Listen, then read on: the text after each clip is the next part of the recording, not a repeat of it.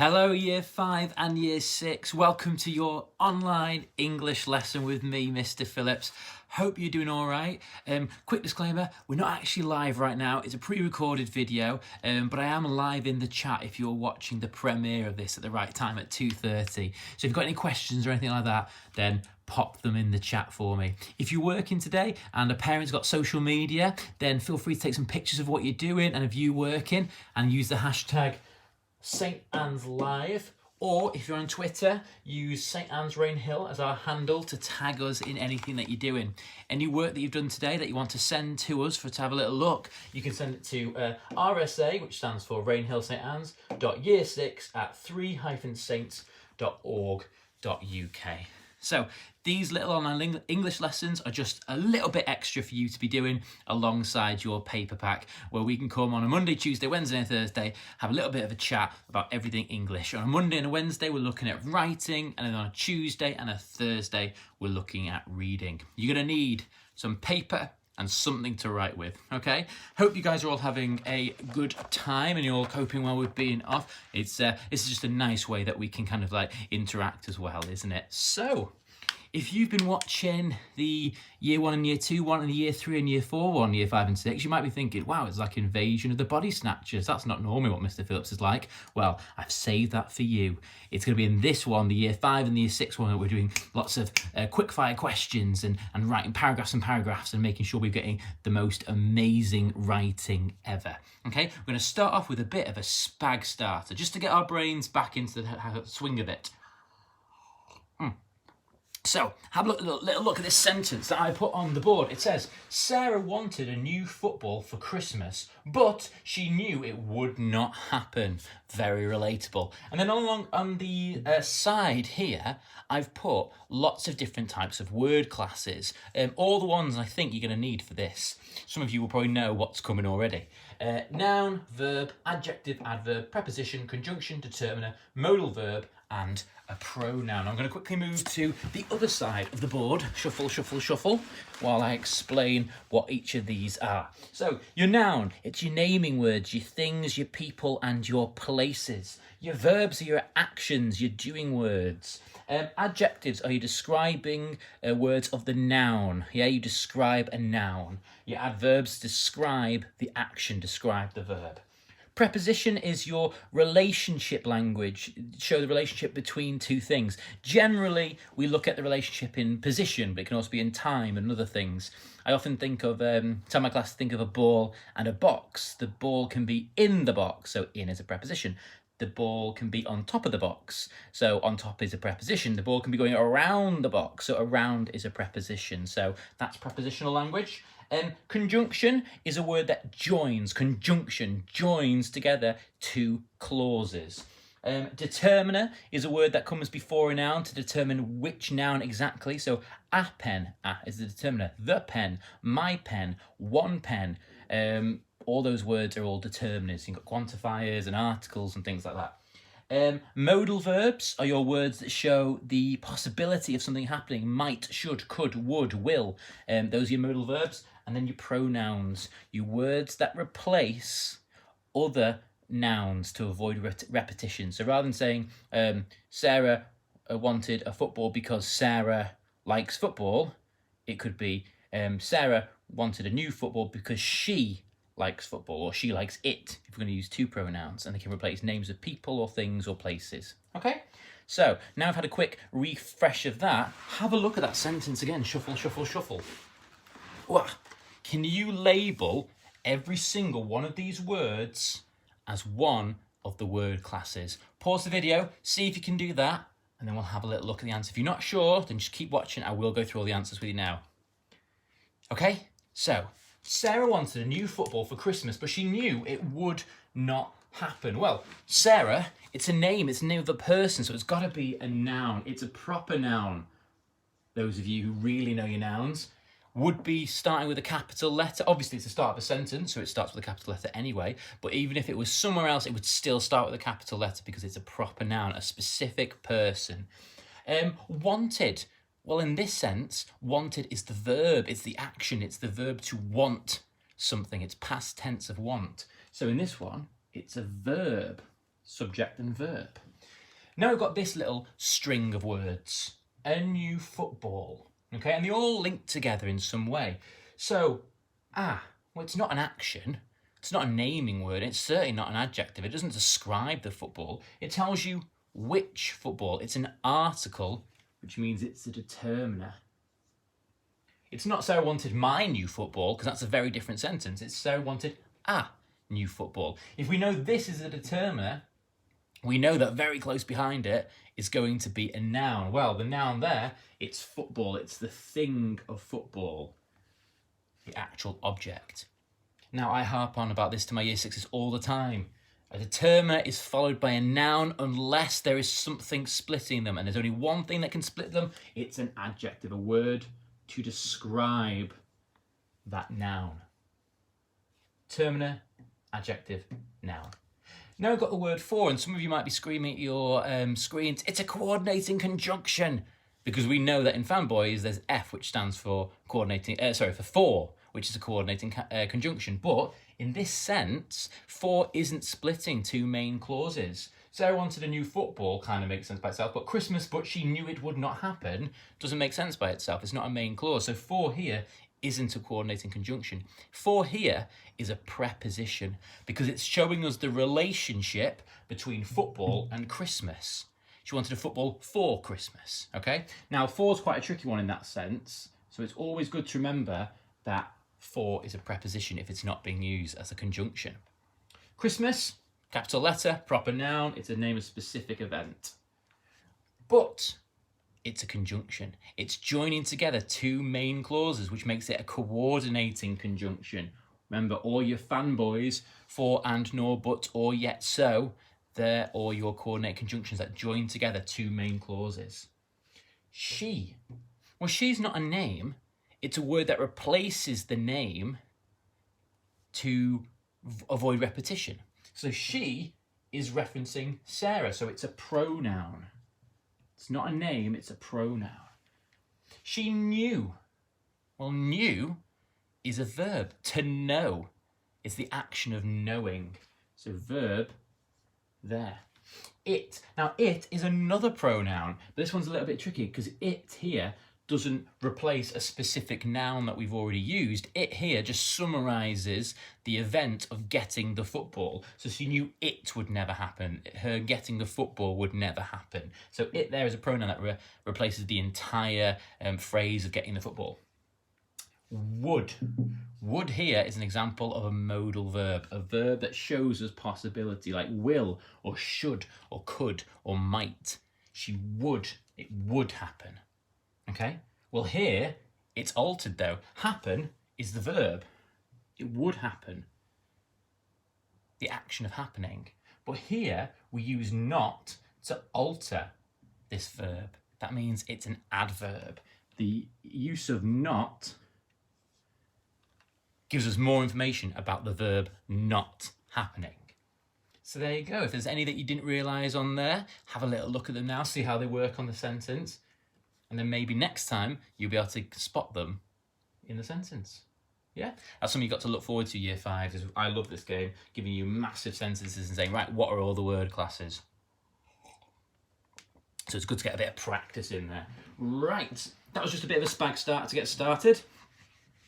Let's get on with our writing. So our writing that we're going to be doing over the next couple of weeks is based off the very famous Anthony Browne book, Zoo, which I'm sure you might have seen when you were a little bit younger down the school, because it's a lovely, lovely picture book, but it's also got some really interesting themes in there and quite deep messages, which I want us to have a little look at. Now, I'm going to read it to you now, story time with Mr. Phillips, but I will put a link in the description where you can see the pictures more clearly and hear it read again, because there's loads of detail and like subtle hints in the pictures that really need exploring, which we won't be able to do with this camera here. Okay, so I'm going to read it so we know the stories to write with, but I would definitely recommend going into the description at some point and watching the video so you've seen it properly. Okay, here we go. Zoo. My family. Me, my brother, dad, mum. Last Sunday, we all went to the zoo. Me and my brother were really excited. But there were masses of cars on the road, and it took ages to get there. After a while, Harry and I got bored, so we had a fight. Harry started crying and Dad told me off. It's not fair. He never tells Harry off. It's always my fault. What kind of jam do you get stuck in? Asked Dad. I dunno, said Henry. A traffic jam, roared Dad. Everyone laughed, except Mum and Harry and me. I love that sentence. Everyone laughed except for Mum, Harry and me, which implies it's only the dad that laughs. I think that's brilliant. When we finally got there, Dad had to have a row with the man in the ticket booth. He tried to say that Harry was only 4 and should get in half price. He's 5.5, really. Daylight robbery, Dad snarled. Sometimes he can be really embarrassing. We hadn't got a map of the zoo, so we just wandered around. Me and my brother wanted to see the gorillas and monkeys, but we had to see all these boring animals first. We went into the elephant house, which was really smelly. The elephant just stood in a corner, stuffing its face, and Dad saying, "Come down, you little rat bag." And Mum saying, "Oh, Harry, do be careful." There's a picture of the very sad-looking elephant in the corner. Mum had bought some chocolate, and Harry and I were starving. "Oh, can't we have it now?" I asked. "No, not yet," said Dad. "Why not?" whined Harry. "Because," said Dad. "Because what?" I asked. "Because I say so." Flip the book, I was getting so into it. It seemed he was in one of his moods. If you look there, you can see the picture. He's got little horns made out of the clouds. Those are kind of the cool little details in the illustrations. And there's a picture of the giraffes. Then we saw the tigers. One of them was just walking along the wall of the cage and then turning round and walking all the way back. Then it would start again. "Poor thing," said Mum. "You wouldn't say that if it was chasing you," snorted Dad. "Look at those nasty teeth."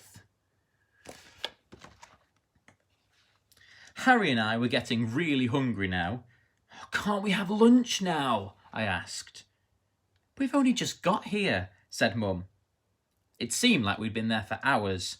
My brother thumped me, so I kicked him, and we wrestled for a bit, and then Dad told me off. Them wrestling. There's the rhino. We looked at the penguins next. I usually find penguins funny when I see them on the telly, but all I could think about was food. "What animals can you eat at the zoo?" asked Dad. "I don't know," I groaned. "A hot dog," howled Dad. He was holding his stomach and laughing so much that tears were rolling down his face. "Come on, boys," said Mum. "Let's get something to eat." There's him laughing and there's the penguins. The cafe was great. I had burger and chips and beans and loads of tomato ketchup and a chocolate ice cream with raspberry sauce. It was brilliant. After that, we went into the gift shop to spend our pocket money. We each brought a funny monkey hat. "Which one is the monkey?" jeered you-know-who. Then we had to go and see the polar bear. It looked really stupid just walking up and down, up and down. Next, we saw the baboons, and they were a bit more interesting. No, I'm not reading properly today. 2 of them had a fight. "They remind me of someone," said Mum. "I can't think who." The orangutan crouched in a corner and didn't move. We tried shouting at it and banging on the glass, but it just ignored us. Miserable thing. Finally, we found the gorillas. They were quite good. Of course, Dad had to do his King Kong impersonation, but luckily, we were the only ones there. Then it was time to go home. In the car, Mum asked us what was the best bit of the day. I said the burgers and chips and beans, and Harry said the monkey hats. Dad said the best bit was going home, and he asked her what was for dinner. "I don't think the zoo really is for animals," said Mum. "I think it's for people." That night, I had a very strange dream. Do you think animals have dreams?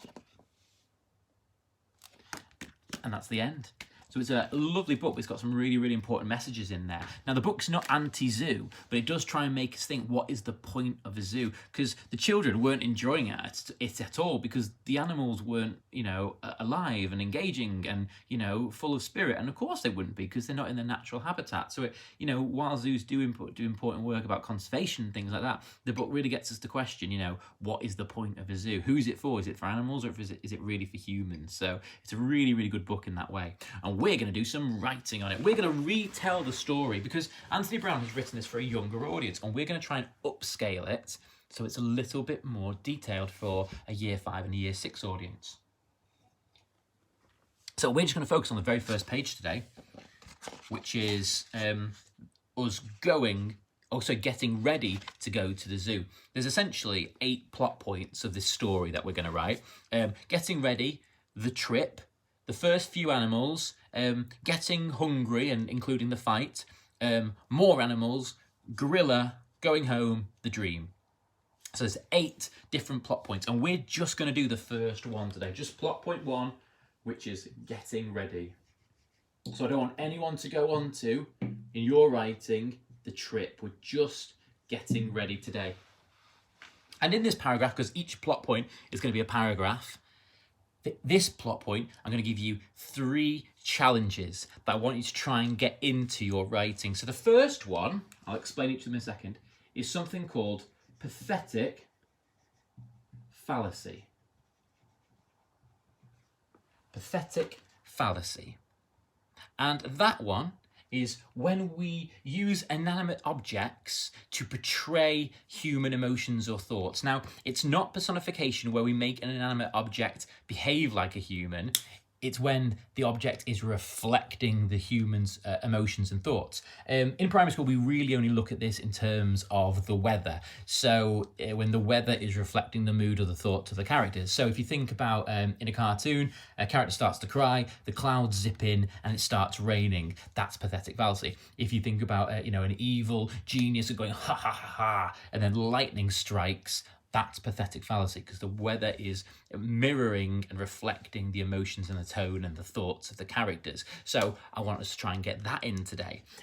That's more of a writing stylistic, making your writing jump off the page kind of challenge. Let's try a grammatical one as well. Let's do a colon. We want to try and fit a colon in there as well. Now, a colon for separating clauses. I don't want anyone to use, you can if you want to, but for the challenge, I don't want to see a colon to introduce a list, because I know we can do that. I want to see a colon to separate 2 independent but explaining clauses, and we'll look at that in a little bit as well. And then finally, the one I always have, and I always harp on about this in my Year 6, is structure of sentences.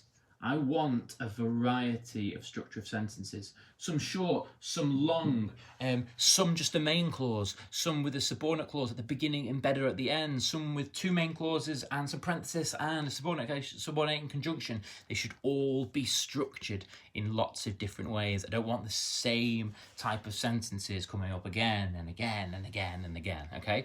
So what I'm going to do is I'm going to do a modelled write for you. And what I would like you to do is you can either watch as I'm going and then every so often pause and have a little go, or you can watch the whole thing and then you can have a go at writing, okay? And you can add in more than me, you can take it in different directions, but I only want us to do the getting ready part. That's the only bit I want to do. Okay, let's make a start. So we're gonna, upskill all of this. And I really like, from my reading, I really like it when before the story gets started properly, we get a little bit, almost like a prologue, a little bit of foreshadowing, a little bit of the author going, hey, something's going to happen, hold on and you'll find out soon. I think it grips your audience straight away, even if the opening of your story itself isn't particularly gripping, because we've got a little bit of time in our story before the major events start happening. So if I give them this little taste of it now, then they'll be encouraged to carry on reading for a little bit longer. So I think I'm really going to hammer home the point of that this should be a very normal, mundane, regular thing, but maybe it's not. So I'm going to start off with a really short, simple sentence, snappy, to get my audience right into it. I'm going to say, a trip to the zoo. And that's all I'm going to have for my first sentence. Not everything needs to be long and complicated and drawn out. I want my audience straight away to know exactly what we're talking about. A trip to the zoo. I want to hammer home this idea that it shouldn't be, you know, anything out of the ordinary. And through that, I'm going to hint that actually it is. So, I want mine to be quite informal because I'm speaking from the point of view of the boy. So it's going to be quite conversational. So, there is, but I'll probably contract it to make it more informal, to make it theirs. There's nothing particularly exciting.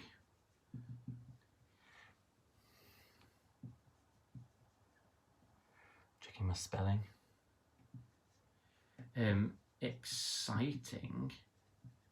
There's nothing particularly exciting about that.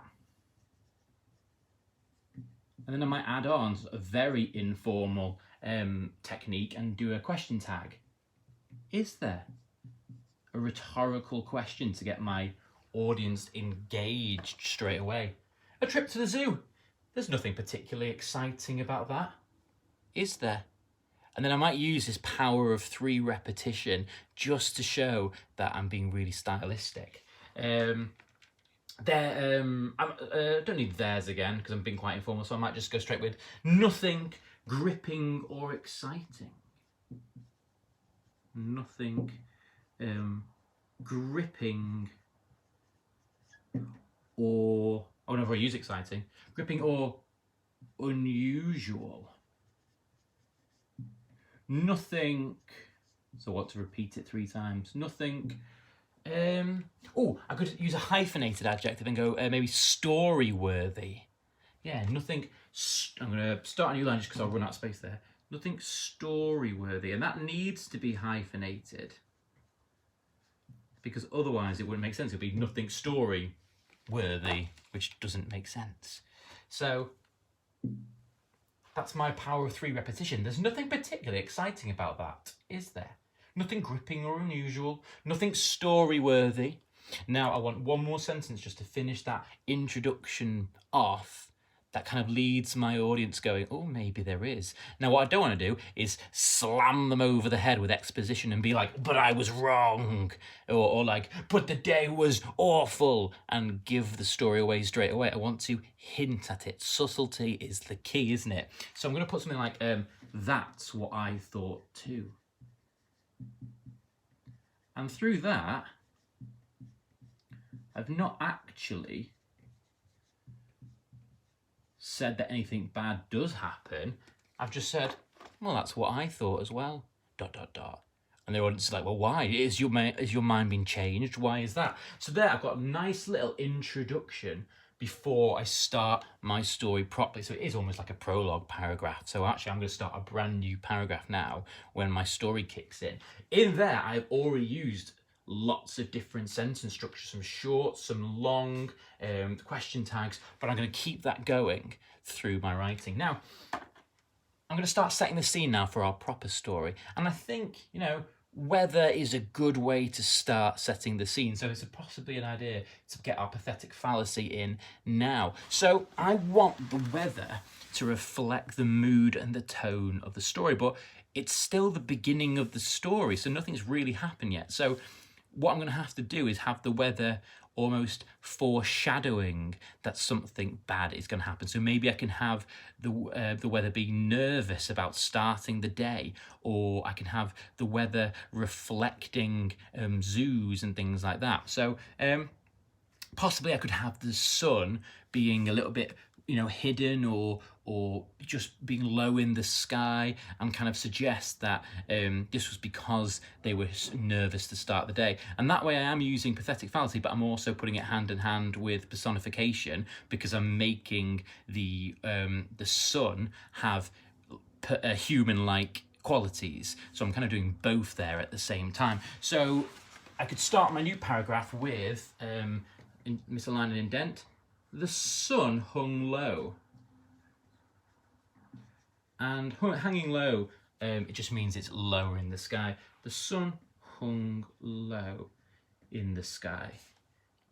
Do I need to put in the sky? I don't think I do, because that's where the sun is. It's not going to be the sun hung low on a beach lounger in Mallorca, is it? It's going to be in the sky. That's where the sun is. So I probably don't need to say in the sky, because I think my audience will probably get it. The sun hung low. But I might tell us when.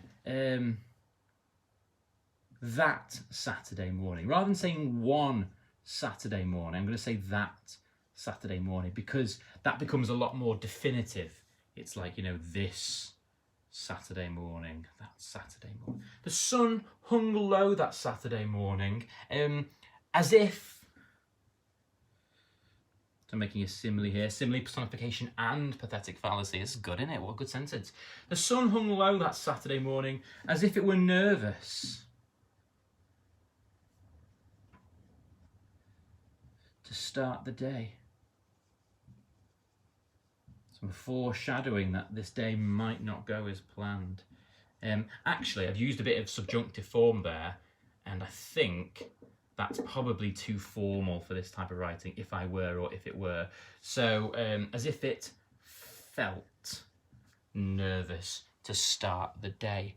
I really like this idea of having a metaphorical theme running throughout it, and that's really, really good for those people who want greater depth style of writing.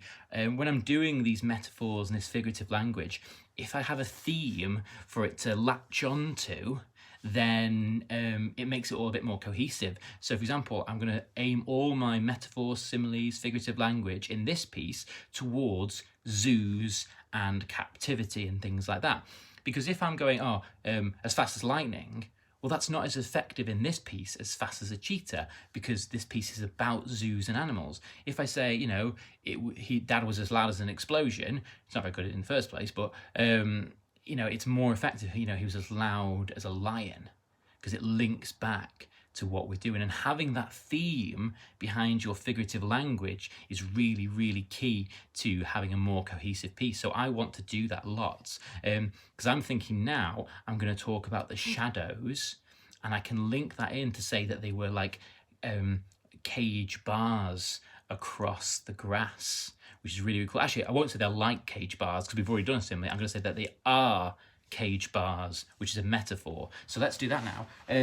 So I could say possibly long shadows. Long shadows, maybe explain where they're coming from. From the trees at the end of my garden.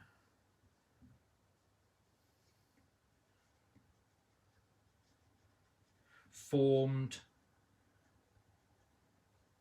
So I am saying they are cage bars, but obviously they wouldn't be straight like a cage bar. They'd be kind of like wibbly wobbly, because it's a shadow. But I don't think wibbly wobbly is quite the tone I'm going for. So I might go for like something like distorted, which means like warped, and it's got quite a negative connotation. So I've got formed distorted metal bars across the grass. It's the point where my handwriting gets awful because I can't cross the grass. Okay, so I've done some good scene setting there. The sun hung low that Saturday morning, as if it felt nervous to start the day. Long shadows from the trees at the end of my garden formed distorted metal bars across the grass. Good start. Now I want to get into my character. What's my character doing? Now, what I don't want to do is tell them everything my character did from the moment they woke up to the moment they get in the car. My alarm went off, I got up, I put my shoes on, I put my socks on, I don't know why you do it in that order. But we don't want that.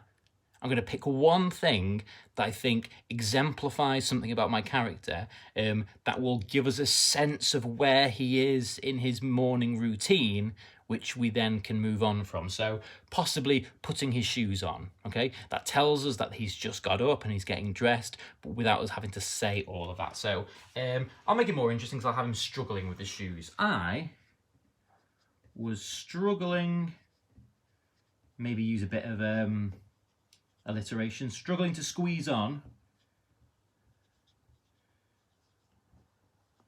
Get one more in there. I'll do it over here. Squeeze on my battered. I quite like the idea of maybe creating a more informal adjective out of hyphens. So maybe rather than do something like slightly too small, we can have the author put their opinion in and go certainly too small, and just play on that kind of common phrase. I was struggling to squeeze on my battered certainly too small, certainly hyphen too hyphen, run out of space. Right, I'm gonna go back to the top again. Where's my wash rag gone? I was prepared at one point. Where's it gone? Oh, it's behind me. So to get rid of this, we'll have to just remember our targets. Okay. I was struggling to squeeze on my battered, certainly too small trainers.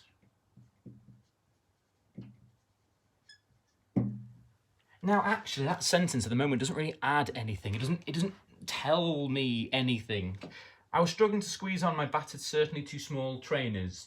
Oh, yippee, good for you. Maybe what I should try and do is add it to a key event by using a subordinate conjunction. So I was doing that when maybe Dad shouts to me. So Dad's voice was not going to be floated up the stairs because he's not that kind of character. He probably, well, let's keep it in line with the themes. Let's have animals, so let's use roared. Small trainers, when Dad's voice roared up the stairs.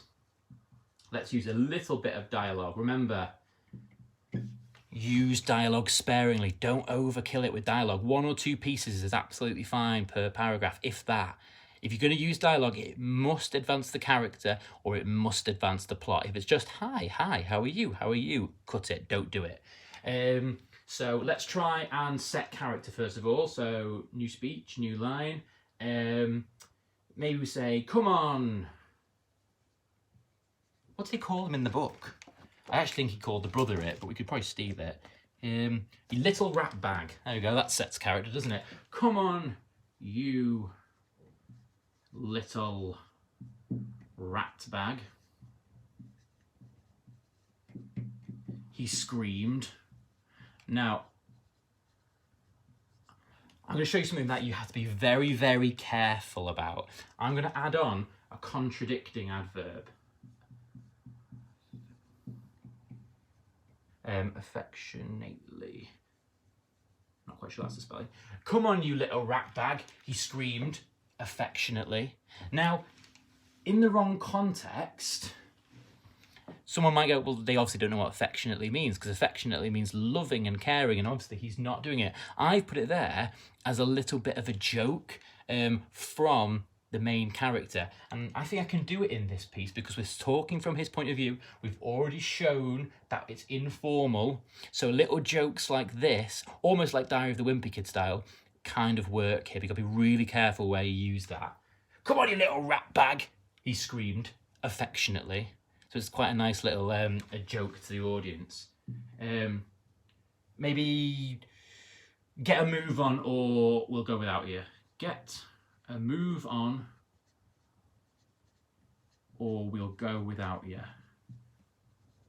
And maybe I do it like that without, maybe I say yeah rather than you, just to kind of show that I can write in character. I know it's getting quite small now, so apologies for that. So I've got one piece of dialogue that sets character, come on you little rat bag, and then one piece that moves the plot along. He has to hurry up because otherwise they're going to go. And I can just have one final sentence to my plot point 1, which again is this foreshadowing thing where I can say now, maybe looking back now,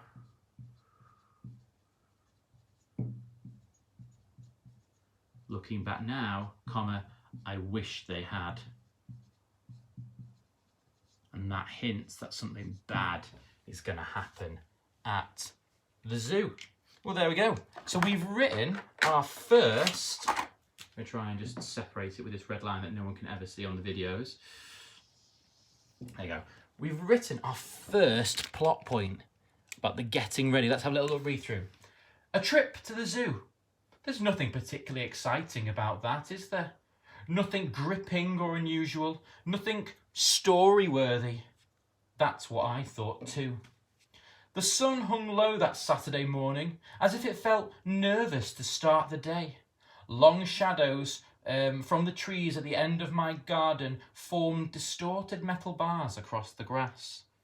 I was struggling to squeeze on my battered, certainly too small trainers when Dad's voice roared up the stairs. "Come on, you little rat bag," he screamed affectionately. "Get a move on, or we'll leave without you." Looking back now, I wish they had. So, have we got all of our challenges in there? Let me go back to my notes. What were our challenges? Pathetic fallacy. Yes, we have pathetic fallacy. We have a massive variety of sentence structures. We don't have a colon. We don't have a colon. Right, well, can I edit to put a colon in? A colon, we're looking for separating two clauses, so I have to look for a sentence that has two clauses or two related clauses somewhere. So I'm really looking for a sentence that's got a conjunction in it. And my eye's drawn to this one. The sun hung low that Saturday morning as if, there's my conjunction, it felt nervous to start the day. So a colon introduces an explanation. So the second part explains the first, like vampires are dangerous, colon, they suck blood. So both sides of the colon stand alone, are independent main clauses, but the second one explains more about the first one. So I could probably do the sun hung low that Saturday morning and replace the conjunction with a colon.